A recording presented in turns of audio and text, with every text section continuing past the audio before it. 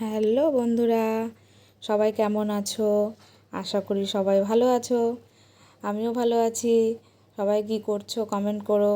দেখো নতুন একটা ব্লগ নিয়ে চলে এসেছি। আমি এখনও করিনি, এখনও কোনো দিনও, এই প্রথম করলাম। ভাবলাম একটু করি, সবাই করে, আমি একটু দেখে ইচ্ছা হলো করতে, চেষ্টা করলাম করার জন্য। জানি না কেমন হয়েছে।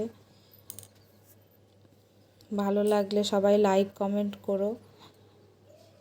জানি না কেমন হয়েছে, ভালো লাগলেও লাইক কমেন্ট করো, খারাপ লাগলেও করো।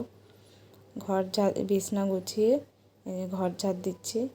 সকালে উঠে এগুলোই কাজ থাকে আমাদের। ঘর ঝাড় দিয়ে বাদবাকি কাজগুলো করব। ছেলেকে রান্না আগেই করে নিয়েছি, তারপরে এগুলো করে ছেলেকে স্নান করাবো। স্নান করানো হয়ে গেছে, ছেলেকে জামা পরাচ্ছি, মাথা আঁচড়ে দেবো, ক্রিম দিয়ে দেবো। আর ও তো সারাক্ষণ বদমাইশি করতেই থাকে আমার পাখিটা। দেখো, মাথা আঁচড়ে দেবো, ক্রিম দিয়ে দেবো, তাও বদমাইশি চলছে। সারাক্ষণ এরকম বদমাইশি করতেই থাকবে, বলবো শুনবেই না। দেখো তো তোমরা আমার ভিডিওতে কেমন বদমাইশি করে, সারাক্ষণ এরকম করতেই থাকবে। ওর পা দুটো একদম এক জায়গা থাকে না, সারাক্ষণ চলতেই থাকে। আমার ছেলেটা একটু রোগাও হয়ে গেছে। দেখো বিছনায় খেলনাগুলো ঢেলে দিয়েছে, বিছনা সুন্দর করে গুছিয়ে রেখেছি।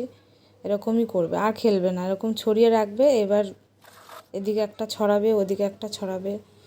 দেখো আমার জানলায় গাছ লাগিয়েছিলাম, গাছে একটু জল দিয়ে দিচ্ছি। দেখো রজনীগন্ধা একটা স্টিক হয়েছে, কি সুন্দর। অনেকগুলো লাগিয়েছিলাম অবশ্য, দুটো বেরিয়েছে।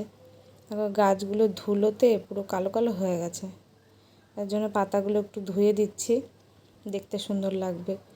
বাইরে হাওয়া দিলেই ধুলো ওড়ে, ধুলো পুরো গাছের পাতা পুরো ধুলোতে কালো কালো হয়ে যায়। একটু ধুয়ে দিলে একটু দেখতে সুন্দর লাগে। একটু জানলায় লাগালাম, দেখতেও ভালো লাগে। আমি একটু গাছে জানলাটা খুললে গাছ দেখলে খুব ভালো লাগে দেখতে। এই যে স্নান করে পুজো দিচ্ছি। পুজো দেওয়া হয়ে গেলে এবার ছেলেকে খাওয়াবো। ছেলেকে খাইয়ে ছেলেকে ঘুম পাড়াতে হবে। এই সারাদিনের রুটিন। ছোট্ট করে একটা করলাম ভিডিও, জানি না সবার কেমন লাগবে। ভালো লাগলে কমেন্ট করো। টাটা, আবার পরে দেখা হবে।